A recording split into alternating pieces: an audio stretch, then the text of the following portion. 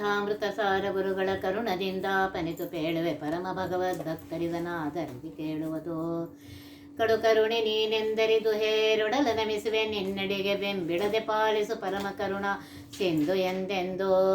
ನಡುವೆ ಬರುತ್ತಿಪ್ಪ ವಿಘ್ನವ ತಡೆದು ಭಗವನ್ ನಾಮ ಕೀರ್ತನೆ ನುಡಿ ಸೆನ್ನೆಂದ ಪ್ರತಿ ದಿವಸದಲ್ಲಿ ಮರೆಯದಲೇ.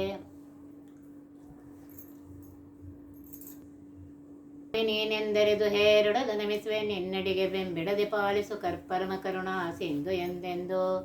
ನಡುವೆ ಬರುತ್ತಿಪ್ಪ ವಿಘ್ನವ ತಡೆದು ಭಗವನ್ ನಾಮ ಕೀರ್ತನೆ ನುಡಿ ಸೆನ್ನೆಂದ ಪ್ರತಿ ದಿವಸದಲ್ಲಿ ಮರೆಯದಲೇ.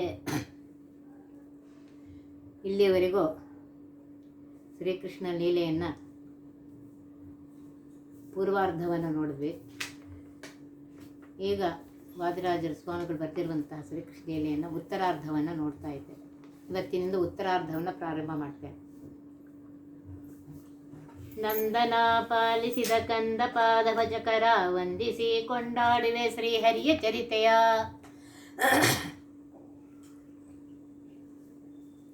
ನಂದನನ್ನು ರಕ್ಷಿಸಿದಂತಹ, ಅವನನ್ನು ಪಾಲಿಸಿದಂತಹ, ಅವನ ಮಕ್ಕಳಾಗಿರುವಂತಹ ಶ್ರೀಕೃಷ್ಣನ ಮತ್ತು ಬಲರಾಮನ ಅವನ ಪಾದಗಳಿಗೆ ನಮಸ್ಕಾರ ಮಾಡಿ ಅವರ ಚರಿತ್ರೆಯನ್ನು, ಅವನು ಸಾಕ್ಷಾತ್ ಪರಮಾತ್ಮ, ಅವನ ಚರಿತ್ರೆಯನ್ನು, ಶ್ರೀಹರಿಯ ಚರಿತ್ರೆಯನ್ನು ಇನ್ನು ಮುಂದೆ ಹೇಳ್ತೇನೆ ಅಂತ ಹೇಳ್ತಾ ಇದ್ದಾರೆ. ಮಂಗಳ ಮೂರ್ತಿ ಮಹಿಮನ ಒಂದೊಂದು ಗುಣಗಳ ಅಂಬುದೇ ಒಳಗೆ ಮುಳಗೆ ಪೊಗಳಲಾರೆವೋ. ಮಂಗಳ ಮೂರ್ತಿಯಾಗಿರುವಂತಹ ಆ ಪರಮಾತ್ಮನ ಮಹಿಮೆಗಳನ್ನು, ಅನಂತ ಗುಣಗಳಿವೆ ಅವನಿಗೆ. ಅದರಲ್ಲಿ ಒಂದು ಗುಣವೇ, ಆ ಒಂದು ಗುಣದ ಸಮುದ್ರದೊಳಗೆ ಮುಳುಗಿ ಅದನ್ನು ಹೇಳಲಿಕ್ಕಾಗೋದಿಲ್ಲ ಅಂತಾರೆ. ಪರಮಾತ್ಮನ ಒಂದು ಗುಣದ ಸಮುದ್ರ ಇದ್ದಂತೆ. ಆ ಸಮುದ್ರದೊಳಗೆ ಮುಳುಗಿ ಆ ಒಂದು ಗುಣವನ್ನೇ ನಾವು ಪೂರ್ತಿಯಾಗಿ ಹೇಳಲಿಕ್ಕಾಗೋದಿಲ್ಲ. ಅಂತಹ ಮಂಗಳ ಮೂರ್ತಿಯಾಗಿದ್ದಾನೆ ಪರಮಾತ್ಮ, ಅನಂತ ಮಹಿಮೆ ಉಳ್ಳವನಾಗಿದ್ದಾನೆ. ಸಾಸಿರಾಜವ್ಯ ಉಳ್ಳ ಶೇಷ ಪೊಗಳಲಾಪನೆ ಕಾಂತೆ ಲಕ್ಷ್ಮಿ ನಿಮ್ಮ ಮಹಿಮೆ ತಿಳಿಯಲರಿಯಳು. 1000 ನಾಲಿಗೆಯುಳ್ಳಂತಹ ಆ ಶೇಷದೇವರೇ 1000 ನಾಲಿಗೆಯಿಂದ ಪರಮಾತ್ಮ ನಿನ್ನ ಮಹಿಮೆಯನ್ನು ಹೇಳಲಿಕ್ಕಾಗೋದಿಲ್ಲ. ಅಂದರೆ ಪರಮಾತ್ಮನ ಮಹಿಮೆ ಎಷ್ಟಿರ್ಬೇಕು ನೋಡ್ರಿ.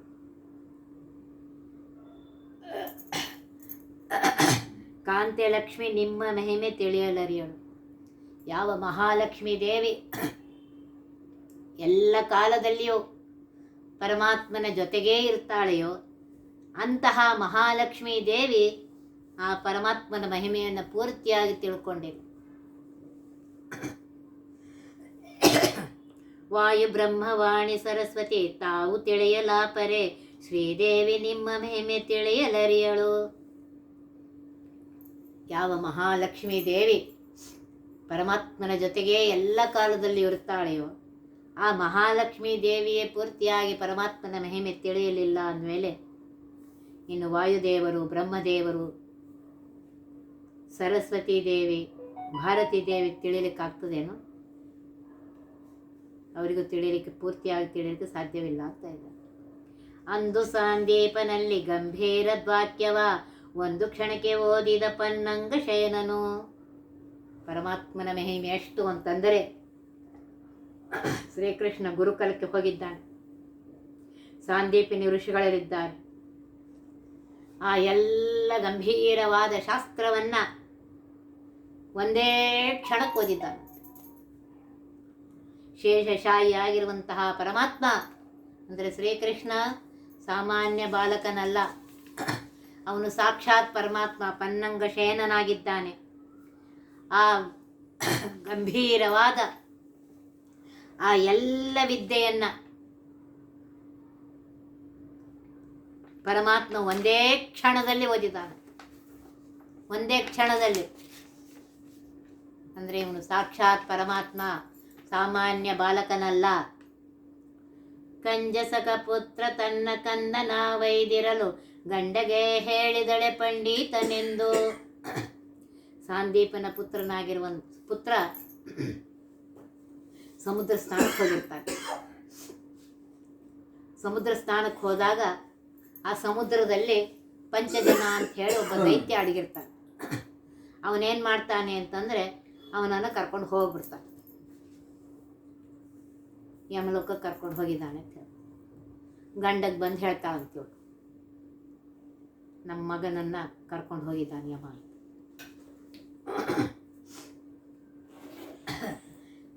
ಸೂರ್ಯನ ಪುತ್ರನಾಗಿರುವಂತಹ ಕಂಜಸಕ ಪುತ್ರ ಅಂದರೆ ಸೂರ್ಯನ ಪುತ್ರನಾಗಿರುವಂತಹ ಯಮ ಕರ್ಕೊಂಡು ಹೋಗಿದ್ದಾನೆ. ಗುರುಗಳ ಕುಮಾರರ ಅರಗಳಿಗೆ ಒಳಗೆ ನೆರಹಿದ ಅರಿದುದಲ್ಲವೋ ಈತ ಪರ ದೇವತೆ. ಗುರುಗಳ ಕುಮಾರನನ್ನ, ಸಾಂದೀಪಿನ ಪುತ್ರನನ್ನ ಶ್ರೀಕೃಷ್ಣ ಗುರುಗಳ ಕುಮಾರರ ಅರೆಗಳಿಗೆ ಒಳಗೆ ನೆರಹಿದ ಓ ಈತ ಪರ ದೇವತೆ. ಗುರುಗಳಿಗೆ ಶ್ರೀಕೃಷ್ಣ ಕೇಳ್ತಾನೆ, ಏನು ದಕ್ಷಿಣೆ ಕೊಡಲಿ ಅಂತೇಳಿ, ಗುರುದಕ್ಷಿಣೆ ಏನು ಕೊಡಲಿ ಅಂಥೇಳಿ. ಆಗ ಸಾಂದೀಪಿನ ಋಷಿಗಳು ಹೇಳ್ತಾರೆ, ಪರಮಾತ್ಮ ನೀ ನಮ್ಮನೆ ಬಂದಿಯಪ್ಪ, ನಾನು ಉದ್ಧಾರ ಆಗಿದೆ, ನನಗೇನೋ ಬೇಡ ಅಂತಾರೆ. ಆಗ ಅವ್ರ ಹೆಂಡತಿ ಬಂದು ಹೇಳ್ತಾಳೆ, ಇವನು ದೇವರು ಅಂತೀರಿ, ದೇವರಾದ್ದರಿಂದ ಮೃತನಾಗಿರುವಂಥ ನನ್ನ ಮಗನನ್ನು ತಂದುಕೊಡ್ರಿ ಅಂತ ಕೇಳ್ರಿ ಅಂತ ಹೇಳ್ತಾಳೆ. ಆಗ ಅವರು ಕೃಷ್ಣನಿಗೆ ಹೇಳ್ತಾರೆ ತಂದುಕೊಡು ಅಂಥೇಳಿ.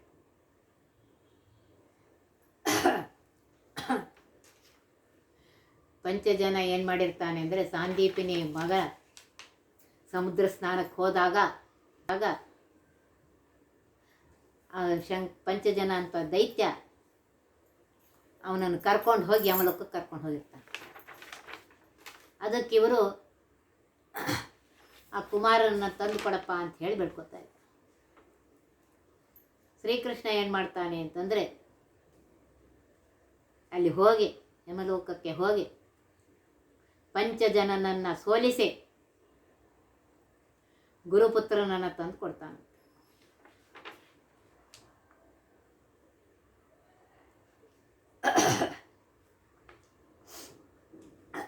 ಗುರುಪುತ್ರನ ತಂದು ಕೊಡ್ತಾನಂತ. ಅವರು ತಂದು ಕೊಟ್ಟಾಗ ಅವರಿಗೆ ಬಹಳ ಸಂತೋಷ ಆಗುತ್ತಂತೆ. ಆ ಗುರುಪುತ್ರನ ಹೆಸರು ವಿಶೋಕ ಅಂತಿತ್ತು. ಅವನು ಪಂಚರಾತ್ರಾದಿ ಎಲ್ಲ ಅಭ್ಯಾಸವನ್ನು ಮಾಡಿ ಸಕಲ ಶಾಸ್ತ್ರಜ್ಞನಾಗಿದ್ದು ಮುಂದೆ ಅವನೇ ಭೀಮನ ಸಾರಥಿ ಆಗ್ತಾನೆ. ನೋಡ್ರಿ, ಅವನೇ ಭೀಮನ ಸಾರಥಿಯಾಗಿ ಮುಂದೆ ಇರ್ತಾನೆ. ಪರಮಾತ್ಮ ಇಷ್ಟೆಲ್ಲ ಮಾಡಿದ್ದಾನೆ. ಅದಕ್ಕೆ ಇವನು ಸಾಕ್ಷಾತ್ ಪರಮಾತ್ಮ ಅಂಥೇಳಿ ಹೇಳ್ತಾ ಇದ್ದಾರೆ.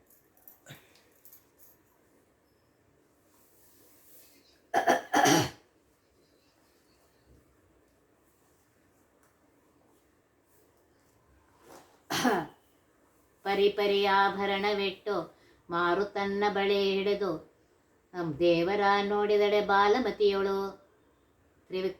ತ್ರಿವಿಕ್ರ ಕುಬ್ಜೆ ಮನೆಗೆ ಬರ್ತಾನೆ ಪರಮಾತ್ಮ. ಆಕೆಗೆ ಮಾತು ಕೊಟ್ಟಿರ್ತಾನೆ ಬಾಗ್ತೀನಿ ಅಂತ ಹೇಳಿ.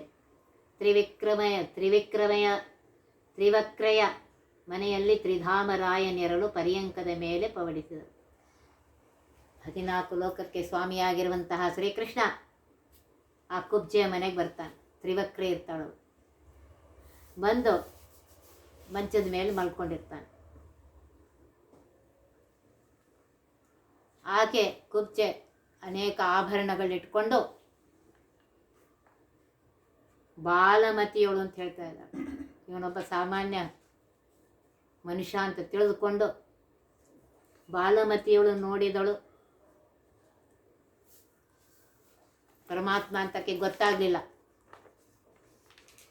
ಸಾಮಾನ್ಯ ಮನುಷ್ಯರಂತೆ ಬಾಲಮತಿಯಲ್ಲಿ ದೇವರನ್ನು ನೋಡಿದ್ಲಂತೆ. ಅತ್ತ ಯಮಗೆ ಒಂಬಸು ತನ್ನ ಚಿಂತಿಸಿ ಪುತ್ರರ ಪಡೆದನೆ ಕೃಷ್ಣರಾಯನು. ಕುಬ್ಜೆಗೆ ಮಾತು ಕೊಟ್ಟಿದ್ದ ಪರಮಾತ್ಮ, ನನಗೆ ಮಗು ಬೇಕು ಅಂತ ಹೇಳಿ. ಆದ್ದರಿಂದ ಅವಳಿಗೆ ಮಗನನ್ನು ಕೊಟ್ಟಿದ್ದಾನೆ. ಹಸ್ತಿನಾವತಿಗೆ ಆಗ ಅಟ್ಟಿದ ಕ್ರೂರನ ಪಾರ್ಥರ ಕುಶಲವಾರ್ತೆ ತಿಳಿಯಬೇಕೆಂದು. ಇಲ್ಲಿ ಕುಬ್ಜಿಗೆ ಮಾತು ಕೊಟ್ಟಂತೆ ಆಕೆಗೆ ಮಗನನ್ನು ಕೊಟ್ಟು ಪರಮಾತ್ಮ ಏನು ಮಾಡ್ತಾನಂತೆ, ಅಕ್ರೂರನ್ನು ಕರೆದು ಹೇಳ್ತಾನಂತೆ, ಅಕ್ರೂರನ ಬಾ ಅಂತ ಕರಿತಾನಂತೆ. ಕರೆದು ಹೇಳ್ತಾನಂತೆ, ಹಸ್ತಿನಾವತಿಗೆ ಹೋಗು,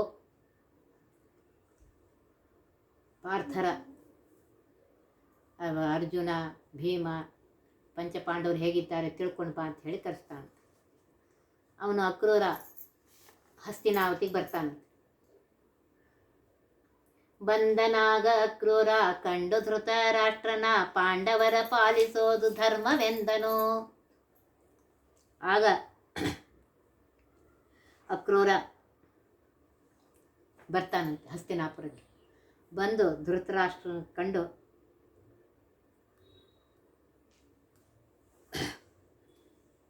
ಪಾಂಡವರನ್ನು ರಕ್ಷಣೆ ಮಾಡು ನೀನು ಧರ್ಮ ಅಂತ ಹೇಳ್ತಾ ಇದ್ದಾನಂತೆ ಅಕ್ರೂರ ಧೃತರಾಷ್ಟ್ರನಿಗೆ. ಕೇಳಿ ಧೃತರಾಷ್ಟ್ರನು ದೇವರ ಸ್ವಾತಂತ್ರ್ಯವೆಂದ ಗೂಢದ್ವೇಷಿ ಎಂದು ತಿಳಿದು ಪುರಕ್ಕೆ ಕಳುಹಿದ. ಧೃತರಾಷ್ಟ್ರ ಹೇಳ್ತಾನೆ, ನನ್ನ ಕೈಯಾಗಿ ಏನದು, ಸ್ವತಂತ್ರನಾಗಿರುವಂತಹ ಪರಮಾತ್ಮ ಎಲ್ಲ ನೋಡ್ಕೊತಾನೆ. ಅವನು ಮಹಾದ್ವೇಷಿ ಇರ್ತಾನೆ. ಅದಕ್ಕೆ ಹೇಳ್ತಾರೆ ಗೂಢದ್ವೇಷಿ ಯಾರು? ಧೃತರಾಷ್ಟ್ರನೇ.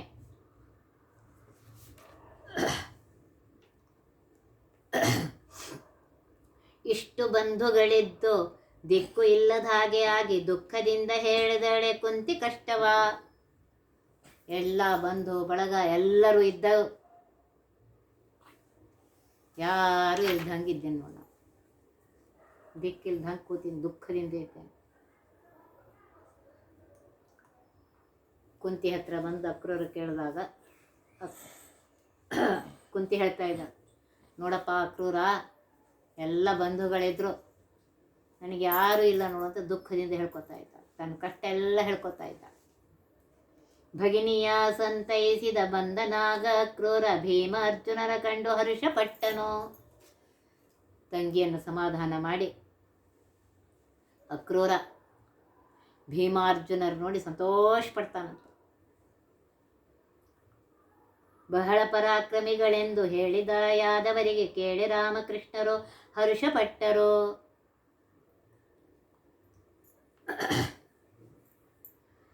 ಅವರು ನೋಡಿ ಬಂದು ಹೇಳ್ತಾ ಇದ್ದಾನೆ, ಯಾದವರಿಗೆ ಹೇಳ್ತಾ ಇದ್ದಾನೆ,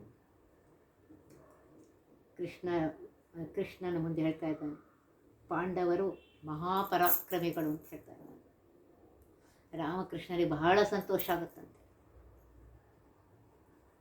ಕೃಷ್ಣ ಉದ್ಧವನ ಕರೆದು ಅಟ್ಟಿದ ಗೋಕುಲಕ್ಕೆ ಮಿತ್ರೆಯರ ಚಿತ್ತ ನಮ್ಮತ್ತ ಇರುವುದೋ. ಕೃಷ್ಣ ಏನು ಮಾಡ್ತಾನೆ, ಉದ್ಧವನ ಕರೆದು ಹೇಳ್ತಾನೆ, ಗೋಕುಲಕ್ಕೆ ಹೋಗು, ಅವ್ರನ್ನೆಲ್ಲ ಬಿಟ್ಟು ಬಂದಿದ್ದೇನೆ, ಅವರೆಲ್ಲರ ಮನಸ್ಸು ನನ್ನ ಕಡೆಗೆ ಇದೆ, ಅವ್ರಿಗೆ ಸಮಾಧಾನ ಮಾಡ್ಬಾ ಅಂತ ಕಳಿಸ್ತಾನೆ. ದೇವರ ಅಪ್ಪಣೆಗೊಂಡು ಏರಿದನೆ ರಥವ ಬೇಗ, ಊರ ಮುಂದೆ ಉದ್ಧವನ ತೇರ ಇಳಿದನು. ದೇವರ ಅಪ್ಪಣೆಯನ್ನು, ಶ್ರೀಕೃಷ್ಣ ಅಪ್ಪಣೆಯನ್ನು ತೆಗೆದುಕೊಂಡು ಉದ್ಧವ ಗೋಕುಲಕ್ಕೆ ಬಂದಂತೆ. ಗೋಕುಲಕ್ಕೆ ಬಂದು ರಥವನ್ನು ಎಳೆದನಂತೆ. ಮೊಸರ ಕಡೆದು ನಾರಿಯರು ನೀರಿಗೆ ಹೊರಗೆ ಹೊರಟರು, ಊರ ಮುಂದೆ ಕೃಷ್ಣರಾಯನ ತೇರ ಕಂಡರು. ಬೆಳಗ್ಗೆ ಎದ್ದು ಗೋಕುಲದ ಹೆಂಗಸರು ಹಾಲು ಮೊಸರು ಎಲ್ಲ ಕಡೆದು ಇನ್ನು ನೀರು ತರಬೇಕು ಅಂತ ನದಿಗೆ ಹೊರಟಿದ್ರಂತೆ. ನದಿಗೆ ಹೊರಟಿದ್ದಾಗ ಆ ಕೃಷ್ಣನ ರಥವನ್ನು ಕಂಡು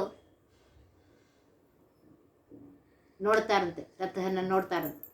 ಪುಲ್ಲನಾಭನ ರಥವ ಇಲ್ಲಿಗೆ ಏಕೆ ಬಂದಿದೆ, ಮರಳಿ ಅಕ್ರೂರ ನಮ್ಮ ಕರೆಯ ಬಂದನೆ. ಕೃಷ್ಣ ಅಲ್ಲಿ ಹೋಗ್ತೀನಿ ಅಂತ ಹೇಳಿದ್ದಾನೆ, ಮತ್ತು ರಥ ಯಾಕೆ ಬಂತು? ಕೃಷ್ಣ ನಮ್ಮನ್ನೆಲ್ಲ ಕರ್ಕೊಂಡು ಹೋಗಲಿಕ್ಕೆ ಉದ್ಧವನ ಮತ್ತೆ ರಥ ಕೊಟ್ಟು ಕಳಿಸಾನೇನು ಅಂತ ಅನ್ಕೋತಾರಂತೆ. ಆ ರೀತಿಯಾಗಿ ಯೋಚನೆ ಮಾಡ್ತಾರೆ. ಗೋಕುಲದ ನಾರಿಯರು ಉದ್ಧವನ ಸುತ್ತ ಕಟ್ಟಿ ಕೃಷ್ಣರಾಯನ ಕುಶಲವಾರ್ತೆ ಕೇಳುತ್ತಿದ್ದರು. ಗೋಕುಲದ ಹೆಂಗಸರೆಲ್ಲರೂ ಆ ಉದ್ಧವನ ಸುತ್ತು ಕಟ್ಟಿ ಕೃಷ್ಣ ಹೆಂಗಿದ್ದಾನೆ, ನಮ್ಮನ್ನು ನೆನೆಸ್ತಾನೇನು, ನಮ್ಮನ್ನ ಬಗ್ಗೆ ಏನು ಕೇಳಿದ್ದಾನೆ, ಕೃಷ್ಣ ಆರಾಮಿದ್ದಾನೇನು ಅಂತೆಲ್ಲ ಕೇಳ್ತಾರೆ. ಕನಸಿಲಾದರೂ ಮನಸ್ಸಿಲಾದರೂ ಸ್ಮರಿಸುವನೇ, ಕೃಷ್ಣ ನಮ್ಮ ಕರೆಸಿ ನೋಡಬೇಕೆಂದ ಅಪೇಕ್ಷೆ ಪಡುವನೇ. ನೋಡ್ರಿ ಅವ್ರು ಗೋಕುಲದ ಸ್ತ್ರೀಯರು ಅದು ಎಷ್ಟು ಆ ಕೃಷ್ಣನ ಬಾಲಲೀಲೆಯಲ್ಲಿ ಎಷ್ಟು ಮುಳುಗಿ ಹೋಗಿದ್ರು ಅಂತಂದರೆ, ಅವ್ರಿಗೆ ಕೂತಾಗ ನಿಂತಾಗ ಎದ್ದಾಗ ಪ್ರತಿ ಕ್ಷಣಕ್ಕೆ ಆ ಕೃಷ್ಣನೇ ಎದುರಿಗೆ ಬರ್ತಾ ಇದ್ದ. ಅಂತಹ ಕೃಷ್ಣ, ಅವನ ಲೀಲೆಯನ್ನು ನೋಡಿದಂತಹ ಅವರು ಈಗ ಅವ್ರನ್ನ ಬಿಟ್ಟು ಇದಕ್ಕೆ ಹೋಗಿದ್ದಾನೆ. ಅದಕ್ಕೆ ಅವ್ರು ಹೇಳ್ತಾರಂತೆ, ಕನಸಿನಲ್ಲಿ ನೆನೆಸ್ತಾನೇನು ಕೃಷ್ಣ ನಮ್ಮನ್ನ, ಮನಸ್ಸಿನಲ್ಲಾರು ನೆನೆಸ್ತಾನೇನು, ನಮ್ಮನ್ನು ನೋಡಬೇಕು ಅಂತ ಹೇಳಿ ಅಪೇಕ್ಷೆ ಪಟ್ಟಿದ್ದಾನೇನು, ನಮ್ಮನ್ನು ಕರೆಸ್ತಾನೇನು ಅಪೇಕ್ಷೆ ಪಟ್ಟು, ಅದಕ್ಕೆ ನೀನು ಕರೆಸ್ಯಾರೇನು ಅಂತ ಹೇಳ್ತಾರೆ. ಯಾವ ಕಾಲದಲ್ಲಿ ನಿಮ್ಮ ಧ್ಯಾನ ಗೋವಿಂದಗೆ ನೋಡಿ ಬಾರೆಂದೆನ್ನ ಹೇಳ ಕಳುಹಿದ.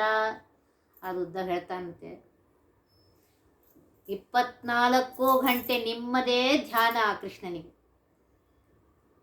ಅದಕ್ಕೆ ನಿಮ್ಮನ್ನು ನೋಡ್ಬಾ ಅಂತ ಹೇಳಿ ನನ್ನ ಕಳಿಸಿದ್ದಾನೆ.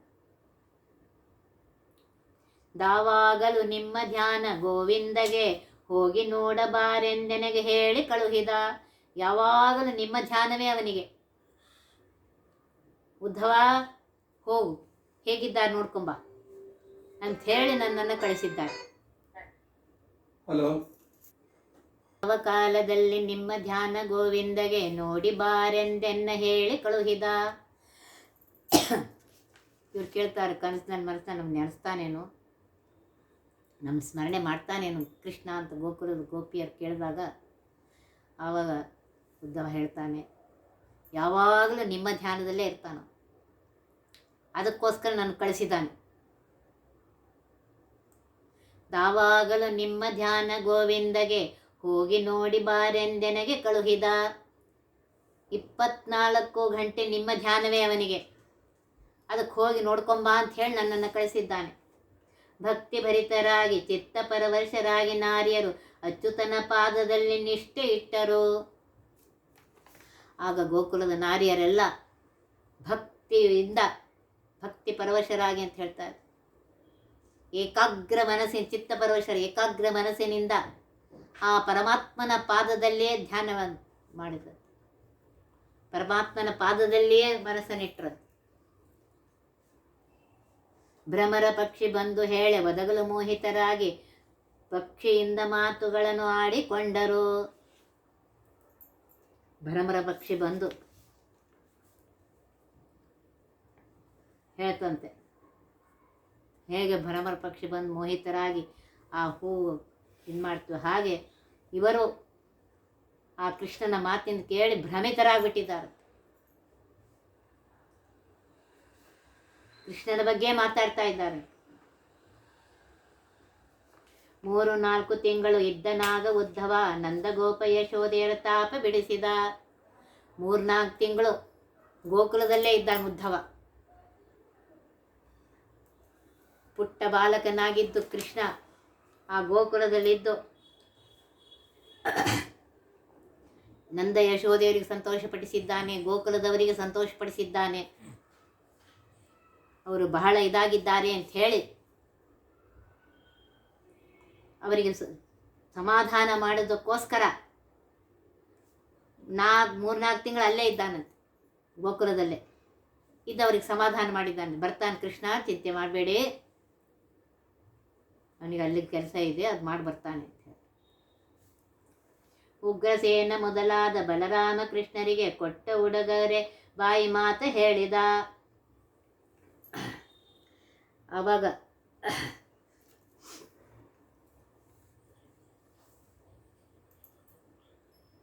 ಉಗ್ರಸೇನ ಮೊದಲಾದ ಬಲರಾಮ ಕೃಷ್ಣರಿಗೆ ಉಡುಗೊರೆಯನ್ನು ಕೊಟ್ಟಾನಂತೆ. ಕೊಟ್ಟು ಹೇಳ್ತಾನಂತೆ, ಅಂಗನೇರ ವಾರ್ತೆಗಳ ಕೊಂಡು ಬಂದನುದ್ಧವ ಗೋವಿಂದ ರಾಮರ ಮುಂದೆ ಬಂದು ಹೇಳಿದ. ಅವರೇನೇನು ಹೇಳಿದರು, ಗೋಪಿಕಾ ಸ್ತ್ರೀಯರು, ಯಶೋಧ, ನಂದ ಹೇಳಿದ ಎಲ್ಲ ಮಾತನ್ನು ಉದ್ಧವ ಬಂದು ಕೃಷ್ಣ ಮತ್ತು ಬಲರಾಮನ ಮುಂದೆ ಹೇಳ್ತಾನೆ. ಏನು ಹೇಳಲೋ ಸ್ವಾಮಿ ಬಾಲಕೇರ ಸ್ನೇಹವ, ಬಾಲಕರ ತೊರೆದು ನಿಮ್ಮ ಧ್ಯಾನದಲ್ಲಿರುವರು. ಏನು ಹೇಳಿ ಕೃಷ್ಣ, ಆ ಗೋಕುಲದ ಸ್ತ್ರೀಯರು ಬಾಲಕಿಯರು, ಸ್ತ್ರೀಯರು ಬಾಲಕಿಯರು ಎಲ್ಲರೂ ತಮ್ಮ ಮಕ್ಕಳ ಬಗ್ಗೆ ಮನೆ ಬಗ್ಗೆ ಎಲ್ಲ ಬಿಟ್ಟು 24 ಗಂಟೆ ನಿನ್ನ ಧ್ಯಾನದಲ್ಲೇ ಇದ್ದಾರಪ್ಪ.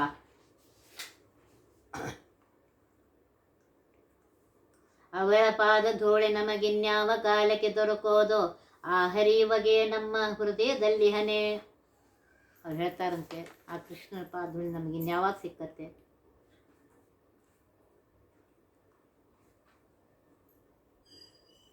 ನಮ್ಮ ಹೃದಯ ಮಂದಿರದಲ್ಲಿದ್ದಾನ ನಿಜ, ಅವನನ್ನು ಕಾಣಬೇಕಾಗಿದೆ ಪ್ರತ್ಯಕ್ಷವಾಗಿ ಅಂತಾರಂತೆ. ಅಸ್ಥಿ ಪ್ರಾಸ್ತ್ಯರು ಬಂದು ಪಿತೆಗೆ ದೂರ ಹೇಳಿದರು, ಕೃಷ್ಣ ಬಂದು ಕಂಸನ ಮಡುಹಿದನೆಂದು. ಅಸ್ಥಿ ಪ್ರಾಸ್ತ್ಯರು ಬಂದು ಹೇಳ್ತಾರಂತೆ, ಪಿತೆಗೆ ದೂರ ಹೇಳಿದರು, ಕೃಷ್ಣ ಬಂದು ಕಂಸನ ಮಡಹಿದನೆಂದು, ಕಂಸನನ್ನು ಕೊಂದು ಹಾಕಿದ್ದಾರೆ ಅಂತ ಹೇಳ್ತಾರೆ. ಪುತ್ರಿಯರ ಮಾತು ಕೇಳಿ ಅತಿ ದುಃಖ ಕೋಪದಿಂದ ಕೃಷ್ಣನ ಕೊಲ್ಲಿದೆ ಗದೆಯು ಯಾತಕ್ಕೆ ಎಂದನು. ಅವ್ರಿಗೆ ಸಿಟ್ಟು ಬರ್ತದೆ, ಈ ಗದೆ ಇಟ್ಕೊಂಡು ಏನು ಮಾಡೋಣ ಅಂಥೇಳಿ ಆ ಗದೆಯನ್ನು ಇದು ಮಾಡ್ತಾರೆ. ಪುತ್ರಿಯರ ಮಾತು ಕೇಳಿ ಇದು ಮಾಡ್ತಾರೆ. ಮಗಧ ರಾಜನ ಪುರಕ್ಕೆ ಊರು ಜಾತ ಬಂದಿರಲು ಮಧುರೆಗೆ ಎಷ್ಟೆಂದು ಕೇಳಿ ಗದೆಯ ಒಗೆದನು. ಮಧುರೆಗೆ ಎಷ್ಟು ದೂರದ ಅಂಥೇಳಿ ಆ ಗದೆಯನ್ನು ಎಸಿತಾನೆ. ಮಧುರೆಗೊಂದು ಗಾವುದ ಹಡೆದವಳು ಇರುತ್ತೇಳರು, ಗದೆಗೆ ತಾನೇ ಮಡಿದಳ ಜರೆಯು ಆಗಲೇ. ಅಲ್ಲಿ ಜರ ಎನ್ನೋ ರಾಕ್ಷಸಿ ಇದ್ಲು, ಆ ರಾಕ್ಷಸಿ ಮೇಲೆ ಗದೆ ಬಂದು ಬೀಳ್ತದೆ. ಆಕೆ ಅಲ್ಲೇ ಬಿದ್ದು ಹೋಗ್ತಾಳೆ. ಹಡೆದವಳು ಮಡಿದಳೆಂದು ಹಿಡಿದು ಒಂದು ಛಳವನ್ನು ಕಡು ಉಗ್ರ ಸೈನ್ಯದಿಂದ ಕೂಡಿ ತೆರಳಿದ. ಆ ಗದೆಯಿಂದ ಹಡೆದವಳೆ ಮಾಡಿದ್ಲು, ಸತ್ತು ಹೋದ್ಲು ಅಂತ ಹೇಳಿ ದೊಡ್ಡ ಸೈನ್ಯ ತೆಗೆದುಕೊಂಡು ಹೊರಡ್ತಾನೆ. ಮಧುರಪುರಕ್ಕೆ ಬಂದು ತಡೆದರು ಮಹಾದ್ವಾರವ, ಎದುರಿಗೆ ಉಗ್ರಸೇನ ಬರಲು ಬೈದ ದೊರುಳನು. ಮಧುರಾಪುರಕ್ಕೆ ಬರ್ತಾರಂತೆ. ಆಗ ಮಹಾದ್ವಾರದಲ್ಲಿ ಬಂದಾಗ ಅವನ ಸೇನೆಯನ್ನು ತಡಿತಾರೆ. ಎದುರಿಗೆ ಉಗ್ರಸೇನ ಬರ್ತಾನೆ. ಆ ಉಗ್ರಸೇನನಿಗೆ ಬೈತಾನೆ,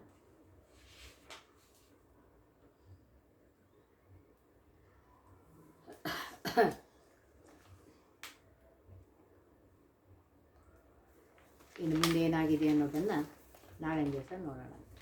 ಒತ್ತಿ ಬಹ ವಿಘ್ನವ ಕಳೆದಪ ಮೃತ್ಯುವಿಗೆ ಮರೆ ಮಾಡಿ ಕಾಲನ ದೂತರಿಗೆ ಭೀಕರವ ಪುಟ್ಟಿ ಸಕಲ ಹೇಳಿ ನಿಂದ್ರು. ಬಹ ವಿಘ್ನಗಳ ತಡೆದಪ ಹರಿಸಿ ಮೃತ್ಯುವಿಗೆ ಮರೆ ಮಾಡಿ ಕಾಲನ ದೂತರಿಗೆ ಭೀಕರವ ಪುಟ್ಟಿಸಿ ಸಕಲ ಸಿದ್ಧಿಗಳ ಒತ್ತಿಗೊಳ್ಳಿಸಿ ಮನರು ಹೇಕ್ಷಣ ನೃತ್ಯ ಮಾಡುವರವರ ಮನೆಯೊಳು ನಿತ್ಯ ಮಂಗಳ ಹರಿಕಥಾಮೃತ ಸಾರ ಪಠಿಸುವರ.